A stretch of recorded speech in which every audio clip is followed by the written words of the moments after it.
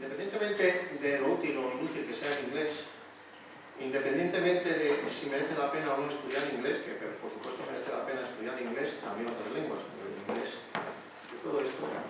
Sin embargo, el inglés va asociado a una serie de propiedades, de características míticas o a veces casi mágicas, características de la ideología, que es lo que yo llamo el colonialismo lingüístico, que consiste en que cuando uno habla una lengua y viene otra lengua de fuera y le convencen de que esa otra lengua de fuera es muchísimo más útil, muchísimo mejor, tiene unas propiedades casi mágicas, unas propiedades impresionantes, y uno se convence de eso, pues entonces a nadie le tiene que convencer de que debe estudiar esa lengua. Recuerdo que esto ha pasado con el castellano, con el español pasó exactamente lo mismo respecto a otras lenguas que convivían y siguen conviviendo con el castellano en la península. Se asignan al inglés una serie de propiedades que no tiene, se crea una especie de mito del inglés. Por ejemplo, todo el mundo habla inglés, esto es mentira. Cuando se celebró el Mundial de Baloncesto, que ganó España, en Japón, los periodistas estaban realmente muy sorprendidos de que los japoneses no hablaran inglés. Dice, aquí no habla inglés ni Dios, decía un japonés, decía un periodista. Pero claro, es que el problema no está en Japón, el problema está en la idea esa de que tenemos de que en Japón todo el mundo habla inglés, o gran parte de las personas hablan inglés, y no es así. Ciertamente en algunos países europeos, como por ejemplo Holanda, Suecia, los países nórdicos, ahí se puede encontrar gente que se maneja muy bien en inglés. Pero esto no es generalizado en Europa. En Francia no se entiende uno en inglés. En Alemania no se entiende uno en inglés. En Rusia no saben inglés. En Grecia no saben inglés. En Italia tampoco. Evidentemente pues, se pueden encontrar personas que hablan inglés, sin duda, pero también se pueden encontrar personas que hablan español, que hablan francés, que hablan italiano, etc. La idea de que todo el mundo sabe inglés se le ha metido en la cabeza a la gente de tal manera que todo el mundo está convencido de que tiene que aprender inglés. Lo vaya a usar o no lo vaya a usar, lo vaya a utilizar o no lo vaya a utilizar, le sirva en su trabajo o no le sirva en su trabajo. Y algo peor todavía, está convencido de que si no sabe inglés tiene un déficit enorme. Es una persona defectuosa culturalmente, es poco menos que analfabeto. Por eso, cuando se hacen encuestas de ¿usted sabe inglés?, la gente dice que sí, porque le da miedo, le da vergüenza, por esta ideología absolutamente absurda, según la cual el inglés es la lengua de la globalización, la lengua mundial, la lengua... No, señor. El inglés es útil, es una lengua que interesa estudiar, por supuesto, no digo que no se estudie inglés, pero cuando hay una lengua, digamos, que se ve impuesta o se impone por una serie de mecanismos que han experimentado otras lenguas, como el latín en su día, el griego, el latín, etc., se le asignan a esta lengua propiedades que no tiene, que suelen ser mágicas o míticas. De manera que si uno sabe inglés va a encontrar trabajo, y va a encontrar un buen trabajo. Esto es axiomático, pero claro, si un enfermero quiere desarrollar su tarea de enfermero en Alemania, se le va a exigir alemán, porque va a tener que tratar a enfermos que le van a hablar en alemán, y el inglés no le va a servir absolutamente para nada. Si uno va a Francia y quiere ejercer de carpintero, de peluquero, de cualquier profesión que exija contacto con los franceses, tiene que saber francés. Claro, siempre se me dice, no, es que el inglés es imprescindible en los altos ejecutivos y tal, bien, perfecto, de acuerdo, pero es que todo el mundo vamos a ser altos ejecutivos, es que vamos a dedicar a educar a nuestros hijos para que sean exclusivamente altos ejecutivos de multinacionales y de grandes fondos de inversión internacionales. Bueno, pues es una opción, podemos educar para eso, pero yo como ese tipo de organización social y económica que representa el capitalismo en putrefacción, a mí no me produce ninguna satisfacción, pues bueno, pues considero que tomar eso como paradigma de lo que uno debe saber, pues no me parece adecuado. Por tanto, primero, el inglés no es útil en Navarra, luego que esto, para el día a día, desde luego que no. ¿Se está sobrevalorando? Sí. El inglés es una lengua útil, es una lengua interesante, es una lengua que merece la pena estudiar, tiene una literatura interesante, merece la pena estudiarla, y por tanto no estoy diciendo que no se estudie inglés. Ahora, que no se le asigna al inglés, por ejemplo, porque es la lengua mundial, la lengua en donde te puedes entender en todo el mundo. Sí, quizás en los aeropuertos, en efecto, para meterse en los aeropuertos de todo el mundo, el inglés la verdad es que es utilísimo. Pero bueno, el aeropuerto se está lo menos posible. Yo cuando estoy más de 6 o 7 horas en un aeropuerto estoy deseando salir de allí como sea, volando. Entonces, claro, evidentemente, si nos pasamos, o en los museos, en efecto, el personal de los museos importantes, los no importantes no, porque yo he estado en Armenia y en ningún museo armenio hablaban en inglés, ahí solo hablaban en ruso. Y además había una española también que estaba en un museo de Armenia en Yerevan, me acuerdo perfectamente, y le estaba explicando en ruso a la señora los manuscritos que había allí en ruso, ¿no? Y claro, esta señora estaba convencida que le estaba hablando en armenio. Pero de luego ni en inglés no.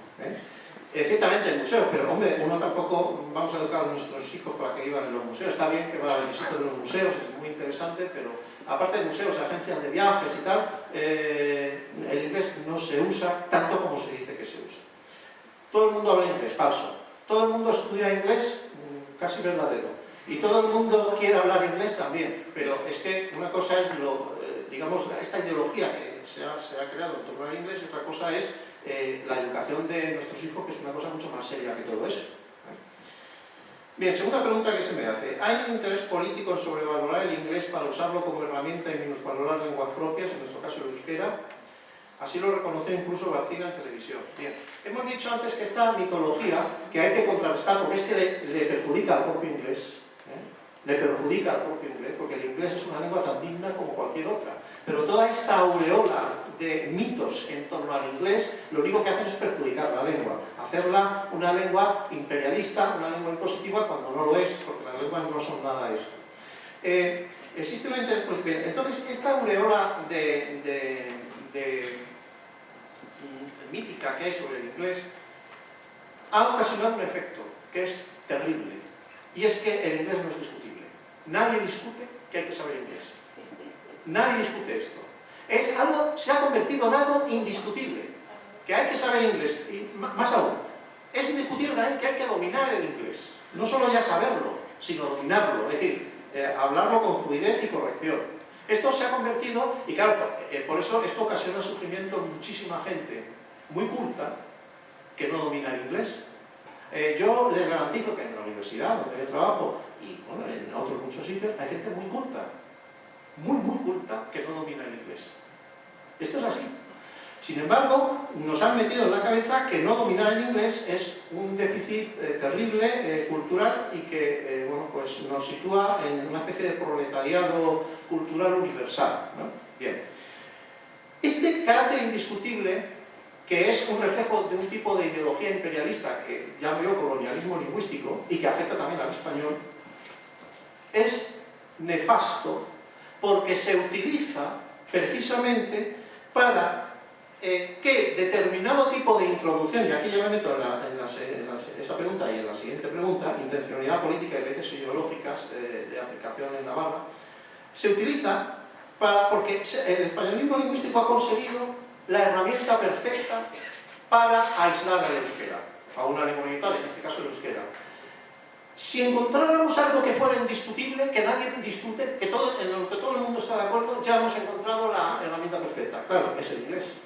Es el inglés la herramienta perfecta para conseguir que el euskera, en este caso, no siga progresando como debería ser en el sistema educativo. Porque claro, sí, habrá que aprender euskera, pero es mucho más importante aprender inglés. Y yo digo y mantengo que en Navarra es más importante saber euskera que inglés para la vida diaria. A lo mejor si yo quiero que me contrate una multinacional, una empresa informática multinacional, o quiero estar contratado en determinado sitio, es posible que tenga que saber también inglés y que no me exijan el euskera. Pero para en la gran mayoría de los navarros hay que saber el euskera es útil, es necesario y debe ser útil porque es una lengua de Navarra, no es una lengua extranjera. Y por eso también objeto la idea de que hay que ir hacia el trilingüismo, entendiendo por trilingüismo castellano, euskera e inglés. Esto es un error tremendo, es un error radical. El euskera no se puede poner en el mismo nivel que el euskera y el castellano. El trilingüismo debe definirse como inglés, castellano, euskera y lengua extranjera. Y lengua extranjera. y que ya no tendría por qué ser trilingüismo, podría ser tetralingüismo o pentalingüismo. Y es esto muy importante, lengua extranjera, no inglés, sino lengua extranjera. ¿Por qué? Porque el inglés es una lengua extranjera y el inglés tendrá que enfrentarse o copar o competir con el francés, con el italiano, con el portugués, y en esto el inglés no va a tener ningún problema. El inglés no va a tener ningún problema en competir como lengua extranjera con el alemán, con el italiano, con el portugués. Y esto lo digo muy a mi pesar, porque lo digo muy a mi pesar y no me parece positivo, porque con la mitad de tiempo que se dedica a aprender a entender inglés, se puede llegar a hablar medianamente bien francés. Por ejemplo, con la mitad de tiempo. Yo conozco gente que lleva estudiando inglés toda su vida, prácticamente, y que es incapaz de seguir una serie de televisión en inglés. Sin embargo, si la mitad de ese tiempo lo hubiera dedicado a estudiar una lengua más cercana a nosotros, tanto cultural como lingüísticamente, como pueda ser el francés, o pueda ser el italiano, pueda ser el portugués, ya sé que me van a decir que estas lenguas no sirven para nada, que son lenguas que no tienen ninguna importancia mundial, y yo lo desmiento. No. Entonces, es evidente, es absolutamente evidente, que hablar de trilingüismo en inglés, en castellano, euskera, no, o mejor, en euskera, castellano y inglés es inadmisible. Hay que decir euskera, castellano y lengua extranjera. Y si es posible dos lenguas extranjeras, dos. Y no puede estar en el mismo nivel. Por tanto, el inglés no puede quitar tiempo de enseñanza y de importancia a lenguas como el euskera y el castellano. Ahora bien, como es evidente que en Navarra el castellano es la lengua dominante, eso no se puede negar. Vamos, yo creo que es evidente. Y el euskera es una lengua minorizada en Navarra.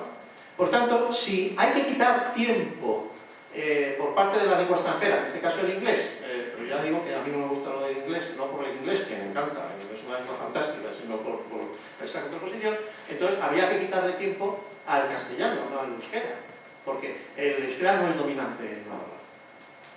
Ahora, eso sí, si pensamos que el euskera debería ser recuperado, debería ser una lengua con una presencia mayor de la que tiene en Navarra. Eso, claro, si pensamos que no tiene sentido lo que acabo de decir. Hay un interés político sobre valorar el inglés para... No, esto ya lo he contestado. Y la última es intencionalidad política y raíces ideológicas del españolismo lingüístico y su aplicación a Navarra y otras comunidades. Bueno, las raíces del españolismo lingüístico son las mismas que las del anglicismo imperialista, son las mismas. Y es que la idea de que el español o el inglés son lenguas superiores al catalán o al euskera. Para terminar, voy a poner un ejemplo de esto, que esto se dice en serio en círculos académicos, no me estoy inventando. Se dice que una de las fortalezas del español que hizo que el español triunfase y el castellano triunfase sobre todas las demás lenguas de la península ibérica es la maravillosa estructura vocálica de las 5 vocales. Esto lo dijo Menéndez Pidal, no lo digo yo, y luego los académicos lo han repetido hasta la saciedad. Esta es una de las... También se mencionan otras. Una sintaxis básica simplificada o homogénea, un léxico fundamental. Es decir, se citan varias características, pero lo que más me llama la atención es la de las 5 vocales, porque es una solemne estupidez. Desde el punto de vista lingüístico, yo pretendo ser lingüista, no me voy a decir que soy lingüista, llevo intentando ser lingüista desde los 18 años, llevo 40 años intentando ser lingüista. Bien, pues en ese tiempo yo he podido entender que decir que una lengua se expande porque tiene 5 vocales es una tontería.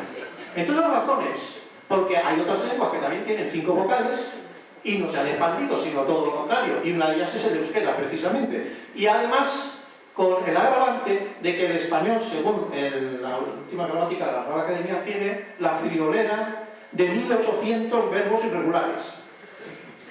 Como otras lenguas romances que también, las lenguas romances tienen muchos verbos, mientras que el euskera solo tiene 2. De manera que, desde este punto de vista, decir que el castellano se expandió por sus características intrínsecas que lo mantienen académicos, lo mantienen catedráticos, lo siguen manteniendo escritores, pensadores. Yo en alguno de mis libros pues hago una crítica lingüística de esto porque es que no tiene el menor fundamento. Todo esto es Por cierto, el inglés no tiene 5 vocales, tiene bastantes más. Según los dialectos, algunos tienen hasta 16 vocales. Pero bueno, y se ha expandido, no ha habido ningún problema. Se ha expandido sin problema. Bien, entonces es evidente que toda esta mitología y falsedades sobre las lenguas, que si el español es más fácil, que por eso se ha expandido, que si el catalán tiene más vocales, claro, es una lengua menos tal, todas estas tonterías que se dicen, y que las dicen académicos, las dicen, esto ha calado en la gente, porque además, si lo dicen especialistas, pues sus razones tendrán. Bueno, pues yo le digo que yo, se supone que soy especialista, aunque algunos me lo niegan, pero, y yo digo que todo esto es falso. Y por tanto, que hay una intencionalidad política en todo este tipo de... en esta inserción del inglés, simplemente porque es algo indiscutible, es evidente.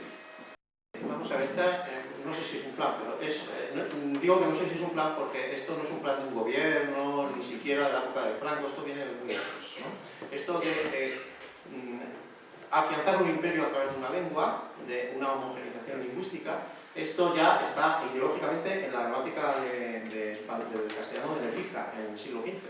Y esta idea se ha ido desarrollando a lo largo de los siglos mediante muchos ideólogos, no sé, desde Américo Castro, Ortega y Gasset, muchísimos, Méndez Pidal, ya lo he comentado, y se ha ido desarrollando. Entonces, más que un plan, es una ideología asimilacionista, imperialista, excluyente, etnocida y lingüicida, que es como yo caracterizo el españolismo lingüístico, que no es una ideología de la extrema derecha. Esto no es de la extrema, no solo, sino que está establecida como lo habitual, lo normal en el Estado español. El Estado español es un Estado oficialmente monolingüe,